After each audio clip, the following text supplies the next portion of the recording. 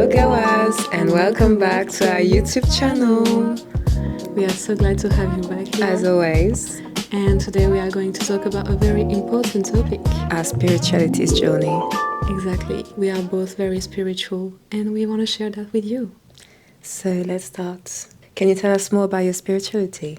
Of course. So growing up, I wasn't forced to follow any religion, and that's really a blessing because I got to choose myself what I wanted to believe in. I grew up in a family that wasn't really strongly religious. Both my parents don't have the same religion, and I get to see a lot of different cultures around the world. And I was really interested first with all the spiritual places. Like I love going to church, to mosques, to temples, and I was also very passionate about going to cemeteries. I had a very strong connection with death, and I think because of dead people in my family, I was thinking that there were a higher force in nature or somewhere that was taking care of us and that was deciding when it was our time to. So yeah, at first I didn't understand the word and the concept, but I remember around 6 years old until maybe 12 years old, I was just growing up as a child who believed in something else that we couldn't see, but I couldn't put words on that. How about you? I wrote down a bit so it's easier to share. Go on. So first I want to share actually something quite deep. So I might cry. That's okay. Yeah, I won't cry. That's a safe space here. As always, thank you. But I wanted to share about my relationship with spirituality, and that for me it differs from religion. Because I grew up in a Christian family, mostly, but part of my family is Muslim too. So maybe that's why we linked. When I was a child, I remember going to church at least twice a week, minimum, but there could be times where I actually went every day. Because I was attended Bible classes. And also I generally loved learning about God and just going to study the Bible. It was actually fun at this moment. And there were like little cakes for everyone, so obviously I enjoyed it. But then, even as a little girl, I really started asking myself questions, not about the existence of God, but more about how humans wrote and interpreted the Bible. It always felt strange because in the classes, there were moments when they were like, oh, because of that, you're now black. And black is like considered a sin. And it was weird, and it was actually really violent to hear those words coming from the teachers. And I was very confused. I was like, wait, I didn't get it. Maybe I was asleep or something. But no, that was the word. Like being black was considered being inferior. So it was really shameful. I'm sorry about that. It's okay, babe. That's messed up. But then I wondered why the same verses could mean like different things to different people, and how that could sometimes lead to judgment, discrimination, and just misunderstanding. Like I was really confused at the moment. So I kept on criticizing the Bible at a very young age, and every time I went to church, I kept on asking anyone there, how was it possible, and why would people fight or even make wars with the interpretation of the Bible? For me, it didn't make sense because I always felt like the Bible was like a book of love and joy and peace, but people used it to do like very dangerous things, and that was very confusing. But then over the time, I just realized that my connection with God was completely personal, and that even in my family, we didn't have the same like interpretation too. Beliefs. So sometimes it led to a lot of debate too, and most of the time fight as well. But that would be another subject. But I just felt like it wasn't just about following rules in the Bible, but more like, about sharing love and compassion. And that's why it went year by year. There was this moment. I was like 6, and my brother was probably 11 at this moment. And that's actually where my spirituality, I would say, really began, because I always considered myself just religious at the moment. But that's where I've learned more about spirituality and the differences, is when I witnessed something that was really hard and actually changed my life forever till this moment. So, trigger warning, it can be a bit hard to hear that. I feel vulnerable too, but I think it's really important just to share it. And there are probably people who had this experience or something different, but I feel like it's the moment to share it too. But when I was 5, as I was saying, and my brother was 11, he was hit by a bus. Basically, we were on the street, him, me, and my grandma, and he tried to hold my hand. And because he was my brother and he annoyed me at this time, I said no. So he ran to catch the bus, but there was a banana, a peeled banana on the floor. My brother just tripped on it, and then the bus ran over him. His 2 legs, he ran over it, and everyone on the street was screaming, but the bus didn't see anything. And just after that, I could only see my brother bleeding, his legs. I couldn't even say legs at this moment, because I could see part of his bone. I could see blood everywhere. It was just like complete meat. And the bus kept driving. No, the bus stopped because I went in front of the bus just to stop him, and he stopped. But the wheels from the back had already run over him, so it was already too late anyway. But that was really traumatizing to witness this as a child or even as an adult, to be honest. But then he went to the hospital, obviously, because that was like urgent. The doctor said that he would have to be amputated, and my mother refused. From this day, we prayed day and night, at least minimum, I'd say 3 times by day, but even more. He was always in our prayers, in our minds, in our thoughts. So obviously, that was getting like an obsession with it. But we never stopped believing at this time. Weeks later, even months later, his legs actually started to move again. Like, he went through skin graft and rehabilitation, and miraculously, he started walking again. And that was actually the first time I felt something in my heart and in all my body, like someone was there hugging me. It's just, I couldn't even explain it, but it was just full energy. I was crying, and even my brother felt that, like something was hugging him, and we were just together, and we started crying so badly. But even the doctor, who was an atheist at this time, started crying too, and felt like, yeah, God was there. And that was crazy. Till this day, it's still crazy to us. But I'm very thankful. And yeah, I think this moment really shapes my faith. And even though I always kept this criticism of religion, I just felt like God was real. And I kept on praying. I actually kept on believing and even reading the Bible, but with a different mind, not the mind of criticism, but just the mind of love. And that even if the words were like really different for me or didn't make any sense, I just felt like God was real, and that was it. So that was the moment. Thank you. And you felt like this spirituality grows inside of you because of this incident, of course. But then, can you explain how did you build your faith around it, or how did you reappropriate, or how did you apply your faith to other parts of your life? No, it wasn't just this single element. Even before that, there was moments that I felt a presence.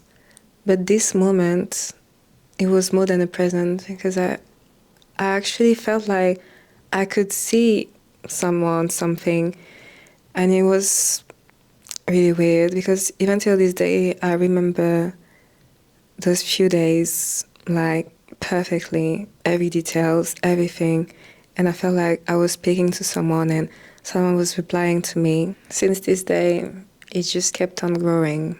My faith in everything, like every human being. Mm. And for yourself, how did you feel your faith or your spirituality change over the years? So I didn't have any like traumatic experience that made me search for God actually. And I grew up like until 12 years old. I was really an unconscious child. I was really just living my life. Like I wasn't really conscious about the fact that I could control it and I could make my own decisions, you know?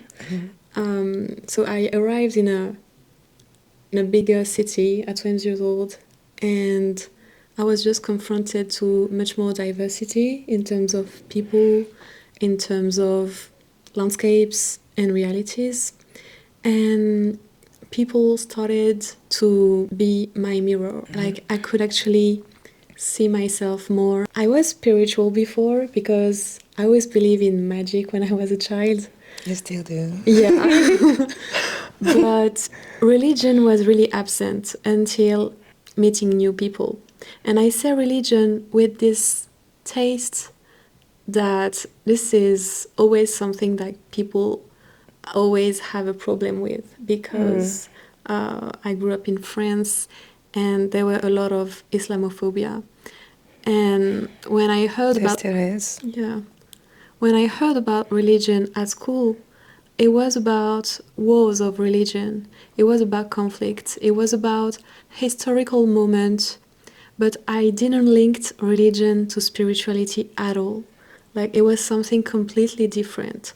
I always felt like religion was this kind of concept that was upholding civilizations and people and countries, and it was kind of a state, and I felt like religion was just this big tool used mostly by men to control populations and stuff. And so I didn't link religion with spirituality at all. For me, religion was just this kind of cult thing that I wasn't really interested in. Feel you. So I grew up very cautious and negative about religion until I would say 15 years old, because I started to question my identity, obviously, and I wanted to learn Arabic at this moment. And so I fought against my parents because I wanted to learn Arabic, and they didn't agree on that.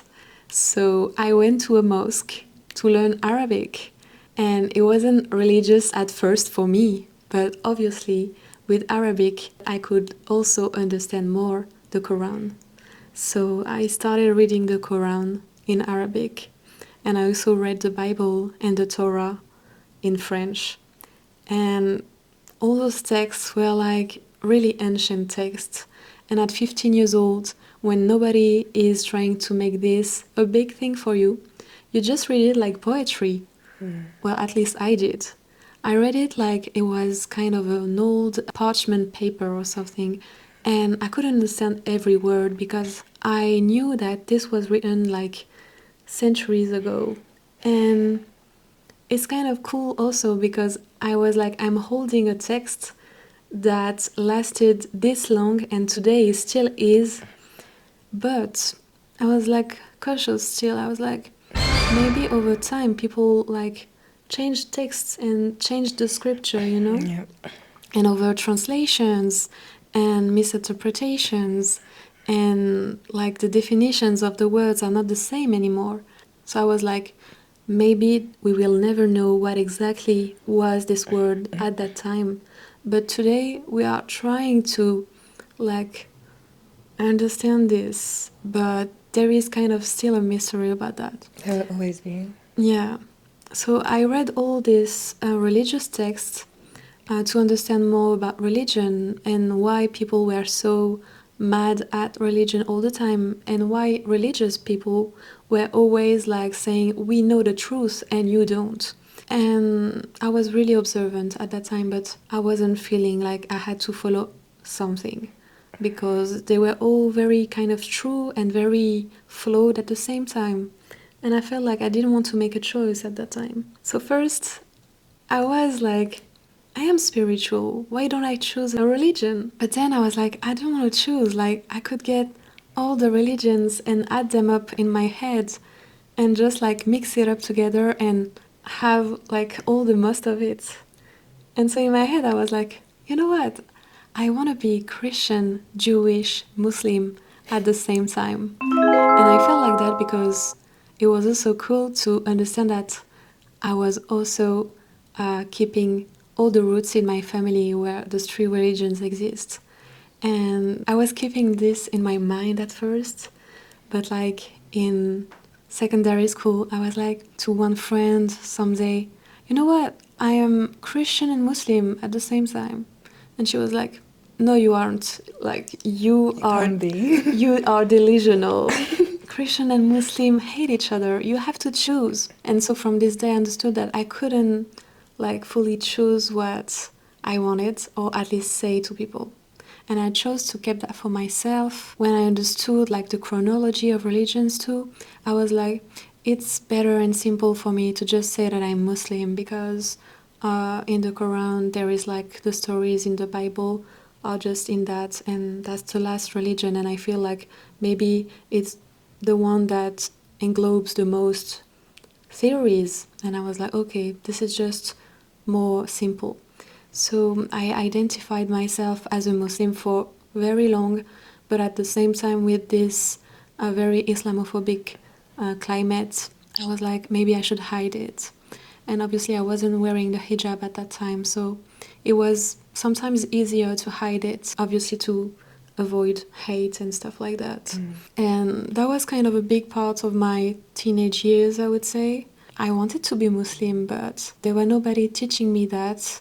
And I taught myself how to be Muslim alone in my bedroom. And that was also a blessing, because I didn't follow any stupid rules, and I didn't follow the internet. I was only reading the Quran. And the thing I can like advise you, if you want to learn about religion, don't go on the internet. Like, pray, look for books, but don't trust any man talking about stuff that you should do to be a better religious person. Yeah, I Yeah. agree with that. And what about you, like today? I would say before today, I want to talk about another traumatizing story that actually Let's made go. me Sorry. go out of religion this time. Okay. Yeah. I was actually really into Bible classes. I just felt like it was amazing to be with like this collective with young people learning about God, learning to love others and not to judge. It was amazing. But then from a very young age, I would say probably 2 or even before that, I always knew that I loved girls and actually boys at this time. So I just grew up with that, hiding it, because I could hear from my environment that being with a woman was like forbidden and that God would be very angry. But at the same time, when I was asking those questions directly to God and asking Him to guide me, it never felt like I was in the wrong. So I just felt like people were lying to others and just wanted to keep me from being happy. And that felt very strange. But I kept on growing. I just felt like I was totally okay loving women and loving men, and it felt just amazing to love God at the same time. And I was really blessed and grateful for all those beautiful creatures of the world. Then came this time when I had my first heartbreak. I was probably 16, and this person actually decided to break up with me because of religion beliefs. And I didn't understand it at all, because I felt like we weren't in the wrong and it just didn't make any sense to me. But at the same time, I totally respected the person beliefs, so I felt like it was really heartbreaking, but I couldn't force love. And that was it. But I kept on believing in God. That didn't stop me. In contrary, I just felt like this person wasn't right for me, but God will have someone who's completely like in love with God, in love with themselves. And I just felt like my time will come. Then came this moment when I was single, obviously, and I was like in train station, and there were like some girls that were like trying to talk to people, but I didn't really see properly. So there's this girl who came to me and was like, "Oh, I really love your style. I would love to know you better and like to grab a drink with you." And she was really pretty, and I was like, "Oh, okay, no problem. Let's get that." So we just exchanged numbers, and then we met, and she was really kind and all that. She was like, in a really gentle way, "Oh, there's this conference about God, and I'm not sure if I'm going, but if you're going with me, I might change my mind." And I was like, "Yeah, let's just try. I actually love talking about God, and there's nothing wrong with it." And I was really curious, and I'm still curious. We just went. I actually enjoyed the conference. There were like people who were studying God their whole lives, and other people with criticism and all that, and it felt really nice just to be surrounded with people who ask questions. So I really enjoyed it. But at that time, I didn't know she was part of a cult, and I didn't know that she was playing me. So I was really naive, and obviously I was just maybe horny. I don't know. Sorry, babe. But It's fine. It's fine. sorry, babe. But I don't know. I was young, to my defense. So we kept on seeing each other, and all the time we saw each other was like this cult. It says it was Bible classes, but it felt like punishment because those classes were supposed to last 2 hours a week. So it was quite cool. But then when I was there, it was never 2 hours. It was 6 hours on a Sunday. Obviously, I didn't have a lot to do, but it was 6 hours. And I was like, no. I checked my phone, and 2 hours later, I was like, okay, it's done. I have to go. And they were like, you can't go and leave God. You have to stay here. If you love God, you have to stay here. And at first, I thought they were making like a joke, and I was laughing. I was like, I love God, but I have to go. God is everywhere. And they were like, no, you have to stay. So I stayed here because only. everyone was staying, and I didn't want it to be like rude. So I stayed, and I just felt like I wasn't in the right place because people kept on reciting the Bible, and we have to pay the teacher if we said some verses wrong. Like we had to learn by heart the verses. I was like, that's not how we're supposed to learn. I mean, I get it. You want us to learn more about the Bible, and it's amazing, but learning by heart and then giving you money, for what reason? For me, it didn't make sense. If you want to learn about religion and someone asks you to give them money, Yeah, you it's know it's not a religion. scam. It's a scam. Don't give money to religious people. It didn't last long till I understood it was a big scam, because the moment I entered the cult, like I give them my identity, like my name, my address and all that. This girl that bring me to this place, she actually blocked my number. So I was like, what's going on? Like, what's going on? But I saw her there once, and she just ghosted me. She she acted like she didn't know me, and I was like, no, no, no, what's going on? Why aren't you talking to me? Did I do something wrong to you? And she was like, oh no, I'm so sorry. She didn't have nothing to say. And I was like, wait a minute. So I remembered everything that happened. And I saw her doing the same thing with another girl. Like she was flirting. Maybe she knew when people were lesbian or something. And she was flirting with this girl. Like She's a conversion like guru. she is. She's like spotting all the queer people and she turns them into the church, and their secret plan is to turn you straight. That was it. Because Be careful. every time I was like, I know I'm loving girls more and more. Like I don't feel any attraction to men, and I don't feel that something wrong. And I keep on asking God about it, and I just feel like He's just accepting me for who I am. Every time I said that, people were like, we're going to talk about homosexuality the next week. But each time it never happened. They just wanted me to come back for the courses. I think I stayed there for a month, but then I stopped completely. I blocked everyone, and they decided even to come to my house at like 11 p.m. And thank God at this moment I lived with my mom, and I told her everything. And she was like, there's no way people can come to my home at 11. Nope. There must be witches or something. So That's strange. that was really strange. But that was scary because I kept on phoning my mom and all that. And we were like, okay, let's go to the court then, because you can't just keep on harassing me and my mother for me not attending your courses. That didn't make any sense. So that's the moment that I felt like I love God, but I felt like humans are always going to make God a business. And I just rejected that so badly. And that's why I started rejecting some churches there, because differences in churches, people were paying, and I felt like everyone was scamming everyone. And I felt like when you open your heart to God, you're very vulnerable. And some people just love those kind of humans, and they use it for their own good. And that was just horrible just to see that. And I didn't want it to be a part of it. So I started rejecting, yeah. Okay, so this is all for today, and obviously we are going to have a part 2 very soon, Yes. where we are going to talk more deeply about our journey with our sexuality And spirituality. within the community, the religion, and being queer at the same time, because that's really like the biggest topic, I guess. And it's all linked. And it's all linked. So yeah, we hope this episode on our spirituality journey gave you like the basic foundation of where we are from in terms of spirituality, and hopefully this will help you understand that it's also important to reappropriate your faith. And remember, that's our personal experiences. If you can relate, that's amazing. But don't project our experiences to yourself. We all come from different backgrounds, and some people have a very tight link with religion because obviously there is family and there is a lot of parameters that cause almost this experience.